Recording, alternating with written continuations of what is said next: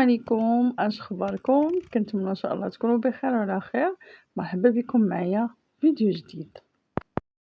اليوم غادي نقترح عليكم طريقتي الخاصه في تحضير كبده مشرمله كتجي بمذاق بحال اللي راكي شويتيها في الفاخر، ولكن بطريقه مبسطه ومذاق ولا اروع.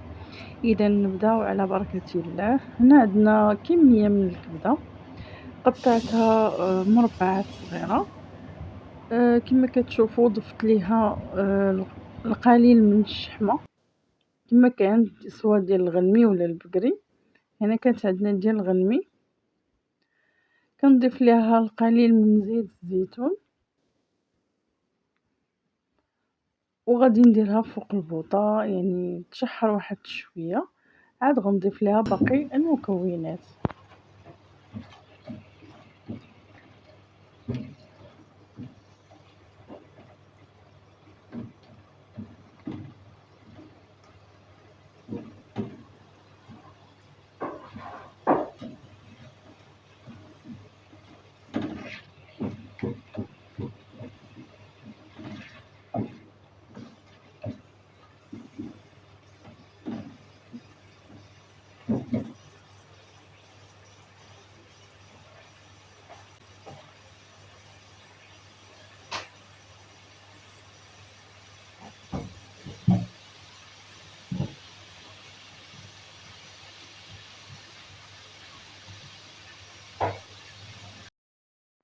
وهنا مشاهدينا الكرام كما كتشوفوا كنخليوها على عافيه متوسطه وكنشحروها مره مره باش ما تلصقش لينا في المقله.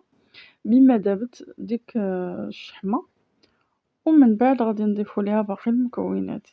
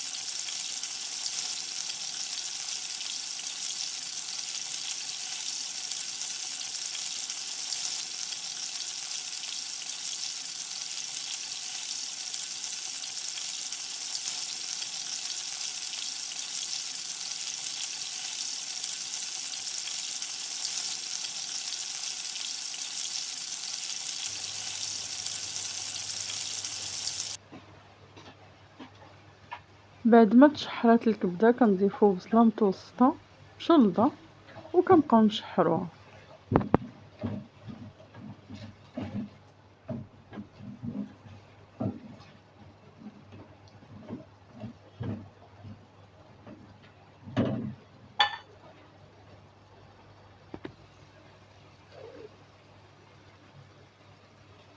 هنا بعد ما شحرات شويه البصله كنضيفو الملح على حسب الذوق.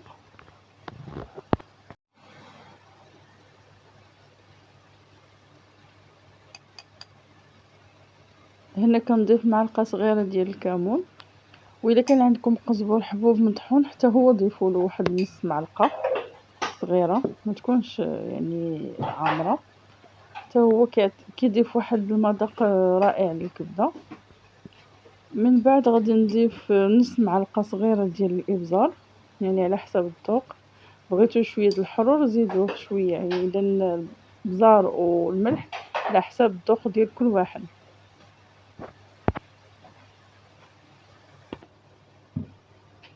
وفي الاخير غادي نضيف الربيع مخلط فيه المعدنوس وقزبر مقطعين، وغادي نضيف معاهم جوج ديال الفصوص ديال الثومه يكونوا محكوكين، وغادي نبقى نحرك مزيان حتى طيح البصله، وغادي نغطيها وغادي نقص على العافيه، نخليها مهيله ونخليها طيب على خاطر خاطرها.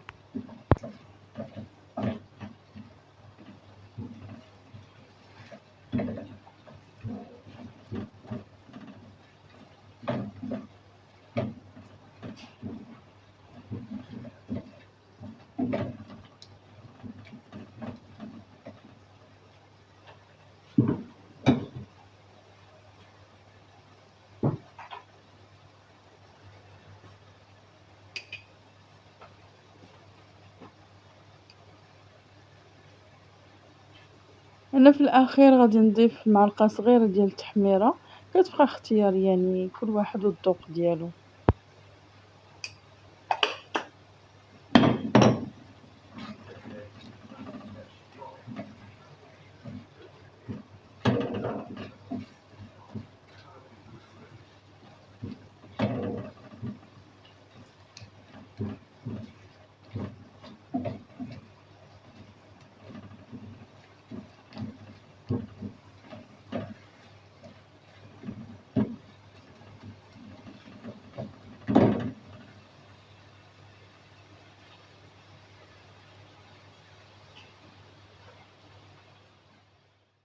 وفي الأخير هذا هو الشكل النهائي للكبدة، كتجي خطيرة جدا في المذاق.